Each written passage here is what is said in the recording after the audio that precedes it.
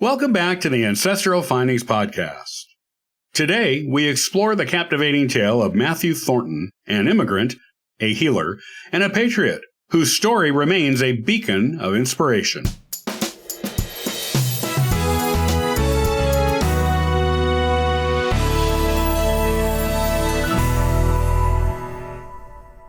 Matthew Thornton was born in Ireland in 1714. Matthew's parents were James Thornton and Elizabeth Jenkins. James was living on a farm within about a mile of the town of Derry in 1689 at the time of the Siege of Derry.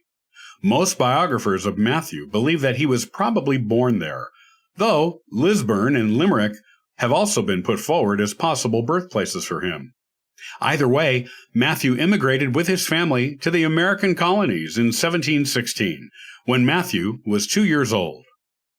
The Thornton family settled in Wiscasset, Maine. After 6 years, the town was set upon by local Native Americans in 1722. The Thornton family home was burned, along with many other homes in the town, and James and Elizabeth fled their burning home with their children, including Matthew, who was about 8 years old at the time. They moved after this to Worcester, Massachusetts. This was a town of Scots-Irish people, which the Thorntons also were, so they felt at home among their people. Matthew grew up in Worcester, being given a classical education at Worcester Academy. After graduating, Matthew studied medicine at Leicester. After completing his medical studies, Matthew became a physician and established his medical practice in Londonderry, New Hampshire.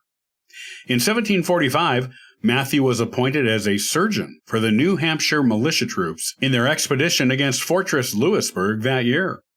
Later, Matthew took on some local political responsibilities when he served in the New Hampshire Provincial Assembly from 1758 to 1762. Matthew was also granted a royal commission as a justice of the peace and also served as a colonel in the New Hampshire militia from 1775 to 1779. When he was 46 years old, in 1760, Matthew married. The chosen bride was Hannah Jack. Together, Matthew and Hannah had 5 children.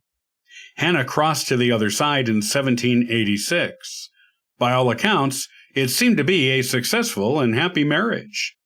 After marrying, Matthew was elected as a selectman in Londonderry. In addition, he was elected as a representative to, and later president of, the Provincial Assembly, and he was also a member of the New Hampshire Colonies Committee of Safety. While on this committee, Matthew was the one who was responsible for drafting the New Hampshire Plan of Government after the dissolution of the Royal Government of Great Britain. This plan became the first state constitution that New Hampshire adopted after the American Revolution. When Great Britain imposed the Stamp Act on the American colonies in 1765, Matthew was prominent in activities the colonists took against it. In spite of this, Matthew was still later awarded a commission as a colonel of the militia under Royal Governor Wentworth. In 1775, Matthew publicly denounced the unconstitutional and tyrannical acts of the British Parliament.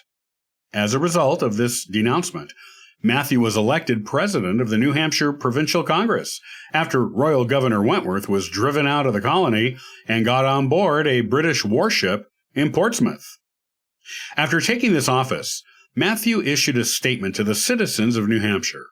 Part of what this statement said, in Matthew's own words, is, "Friends and brethren, you must all be sensible that the affairs of America have, at length, come to a very affecting and alarming crisis. The horrors and distresses of a civil war, which, till of late, we only had in contemplation, we now find ourselves obliged to realize.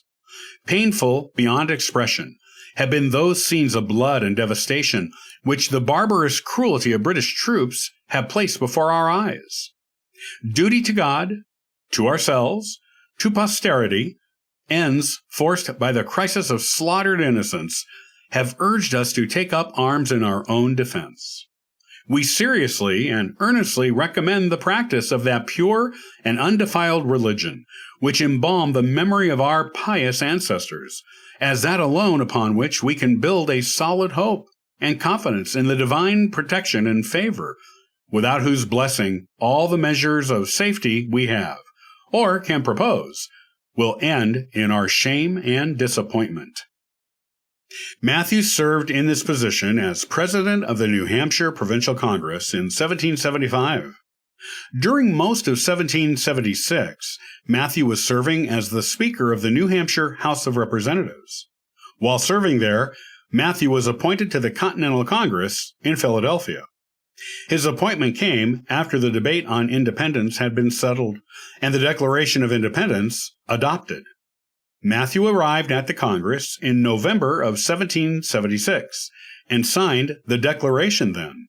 Several months after the official signing in July, one of 6 signers who were not actually present at the Congress when the Declaration was adopted. After serving on the Continental Congress, Matthew became a political analyst and retired from his medical practice, having become enamored of politics.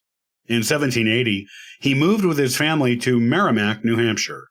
There, he took up farming and operated Thornton's Ferry with his wife and children. Additionally, Matthew served as a judge on the New Hampshire Superior Court from 1776 to 1782. Other political positions Matthew occupied after serving on the Continental Congress were as a representative for Merrimack and Bedford, New Hampshire, in the New Hampshire House of Representatives in 1783, and as a representative from Hillsborough County, New Hampshire, in the New Hampshire Senate from 1784 to 1787. At the same time that he was serving as a state senator, Matthew also served as a state councilor from 1785 to 1786, and was a state representative again from Merrimack in 1786. A healthy, hearty man, Matthew lived to the venerable age of 89 years old, crossing over to the other side in 1803 while visiting his daughter in Newburyport, Massachusetts. Matthew was buried in the Thornton Cemetery in Merrimack, New Hampshire, where a monument erected in his honor reads, "The Honest Man." The town of Thornton, New Hampshire, is named after Matthew. There is an elementary school in Londonderry, New Hampshire that is named after him, as well as the Thornton's Ferry School in Merrimack, New Hampshire.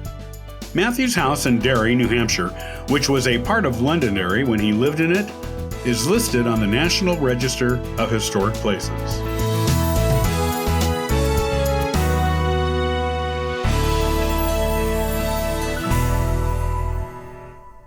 Thank you for joining us today on the Ancestral Findings Podcast. For additional resources and exclusive treats, visit ancestralfindings.com. You can grab a complimentary genealogy ebook, benefit from a free genealogy lookup, and even participate in our weekly historical postcard giveaway. It's a treasure trove for every family history enthusiast. Your support by listening to the podcast, well, it means the world to me. If you want to support us in more ways, consider supporting us on Patreon or PayPal. Every contribution aids in delivering valuable content and continuing our free genealogy lookup service. From all of us at Ancestral Findings, thank you for being an integral part of our family history community since 1995. I hope you have a wonderful day, and as always, happy searching.